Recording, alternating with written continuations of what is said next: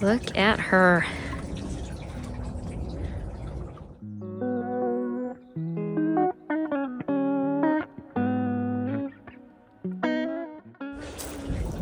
This patch of cilantro has overwintered extremely well. Also in this bed, you'll see that there's plenty of bitter cress, there's carrots, there's spinach. I've got what looks like purple dead nettle in here as well. And honestly, I'm not upset that there is a lot of perennial type of weeds in here. The bitter cress and the dead nettle, oh my gosh, they're loading. The bitter cress and the dead nettle actually overwinter really well here in our area, but the dead nettle is one of the first food sources for bees as well. So I actually don't mind it, and I don't bother removing anything until it's time to plant anyway. And you want your soil covered. Covered soil is protected soil, especially if I'm getting photosynthesis, which is nutrient exchange, and I'm also getting roots that are preventing erosion from any rains or snowfall. So it's all good. Weeds actually can work in your benefit, just food for thought. So if you see that your weeds are kind of taking over your garden beds this winter, use it to your benefit. Don't worry about it. Don't worry about it. My philosophy is no stress gardening.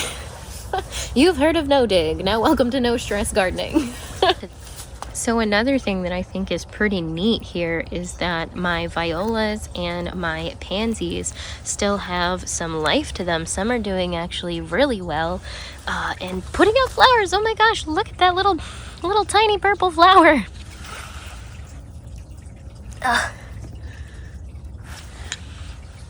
So yeah, I think they're gonna stay into the spring, and hopefully I'll get more blooms.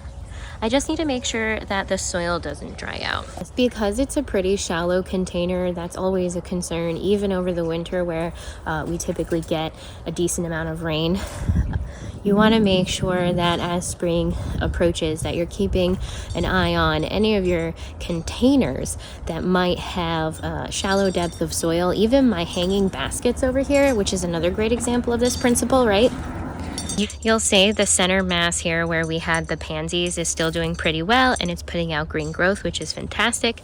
And the weight of this is kind of how I measure the water content, if you will, of my hanging baskets. Oh yeah, that's still heavy. So you just kind of feel it throughout the winter. And if you notice that your containers are starting to feel lighter, you definitely want to go ahead and water them. But in general, again, because of the type of rainfall that we have here, I don't typically have to worry about that.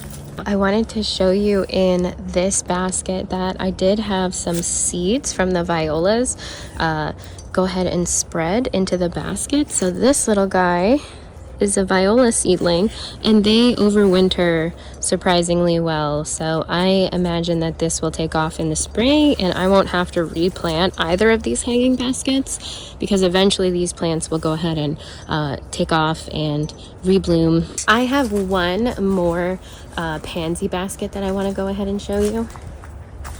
Here we go. Oh, and it's got a little ranunculus in it as well. There's the ranunculus, and it's got a few violas in here, so I think the violas will last. It's also got bitter cress in here, but yeah, I think that, oh, is that a, nope, just the one? Okay, yeah, just the one center ranunculus came back so far.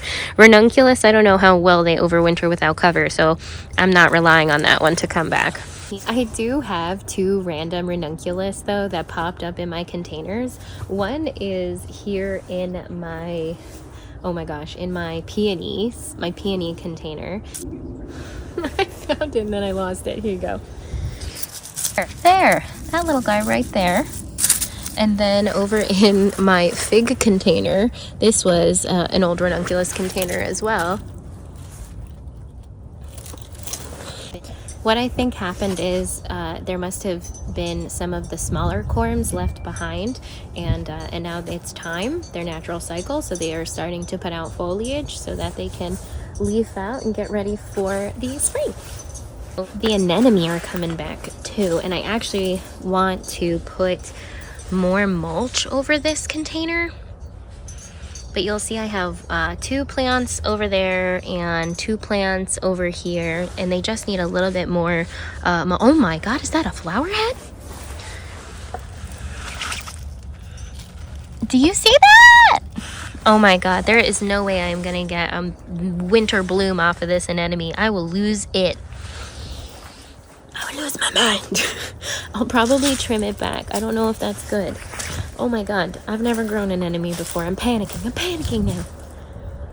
I just need to mulch it. I need to mulch it heavily. The plant is doing really well and putting out a lot of foliage growth.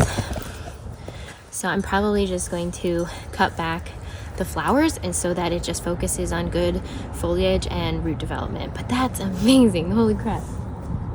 Because I was expecting February blooms, not January blooms. That's pretty cool. That's pretty neat. That's pretty fucking neat. Something else I kind of did in the winter is if I notice that anything is sprouting that's in the allium family, or if I want to reuse it, like green onions from the grocery store, I actually just go ahead and snip them and put them into the garden. So here's 6 green onions, and you'll see that they're starting to put out new growth tips, and they've only been in here for about a week. But I think that's pretty awesome. And I'll just come in here and leave them alone. I won't do anything. Maybe mulch them, but they're down pretty deep. They're about 4 to 6 inches deep already.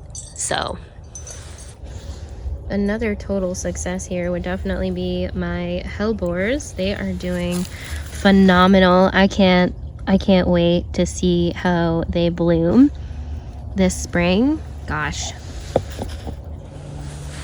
cannot wait. Now that I'm in the shade, I can finally see you. Hello. Oh, feels so good to take the glasses off for a second. I did get a pack of rock wool because what I'm thinking is for the snapdragons, the lavender, the rosemary, maybe even the sage, I am going to take cuttings and I want to root them in water. And the rock wool will hold the moisture really, really well. So that's how we're gonna do it. As soon as we start to see more growth so that I can actually take good cuttings in the spring, that's when we'll do it. But I have the rock wool and I am prepared, so I'm very excited. I might be able to do it with the snapdragons because they already have a lot of good green growth. So maybe I'll do that next week or soon. We'll see. We'll see how things go. I can never guarantee how I'm gonna feel about something, so I don't make promises to myself that I know I can't keep anymore. What I'm finding extremely interesting is that the snapdragons in this particular bed did not do as good as the ones over there, like at all. And the only difference I can think is that this bed had obviously a lot of shrew activity in that corner over there. So I don't know if the roots were disturbed by the shrew or if it got too much sun, and that was actually to its detriment. There's a lot of theoretical here, isn't there? I'm not entirely sure, but if you're familiar with snapdragons and overwintering the entire plant, let me know. Drop a comment on what you think. Holy moly. Okay, so that's my oyster mushrooms, but unfortunately it looks like there's a little bit of mold on the top there, so I will not be... yeah, look closer. Here we go. Zoom in if you can see it. Yeah, there's a lot of mold, but that's okay. That doesn't mean that it's a waste, because the spores of the mushroom will help it continue to reproduce throughout the bin. It looks like the bin does need a little bit of moisture, looking kind of dry. Let me just close this up real quick. Wow. I am trying to leave the lid slightly off of this so that when it does rain, it does get more moisture in. I noticed that the cardboard and other layers of soil in this mushroom bed are starting to dry out. So I will want to water this and just keep an eye on it throughout the winter to make sure that it doesn't dry out too bad. But as you could see in the mushroom bag, my mycelium was still active. We've had temperatures get down to about maybe 24 at our lowest, 25 Fahrenheit. So not bad. Oyster mushrooms, especially I think this is blue oyster mushroom, are cold tolerant. So the golden mushroom that I had in here was more of a summer oyster. The golden mushroom.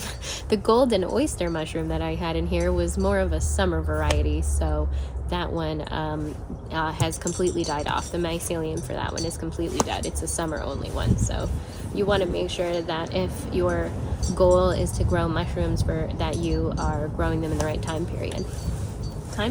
Season? You know what I mean.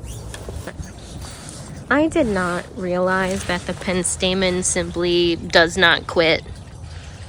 It's crazy. And this is another one I think that we can take cuttings from, which is super, super exciting because this plant is doing phenomenally well in my garden. So yeah, I would love to take cuttings of this. That in fact looks like a perfect offshoot, just a few inches long. Oh yeah.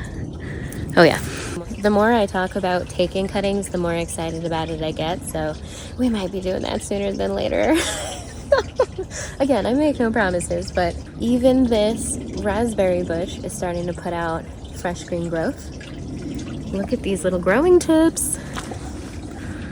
All right, we'll go ahead and zoom in. Yeah. You see that? That by my pinky as well. The leaves are starting to unfurl. I love these little breaths of life in the winter. It's so promising. It fills me with hope. All right, that's enough of that. Let's head back inside. I've got a turkey that I have to rip the spine out of and cook.